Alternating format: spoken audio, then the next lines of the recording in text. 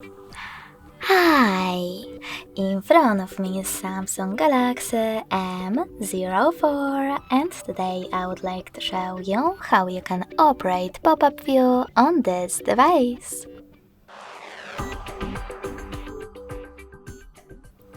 You need to begin by opening one of your apps in the background.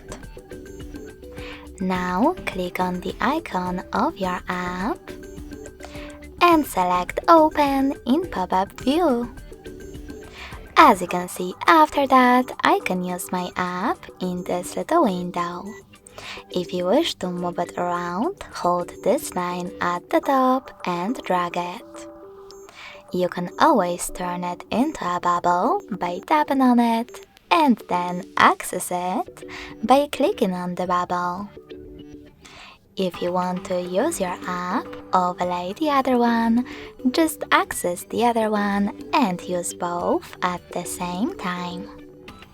In order to close your window, you can drag it to remove section or simply swipe it in the background. Thanks so much for watching. If you enjoyed this video, smash that like button, comment and subscribe. Bye!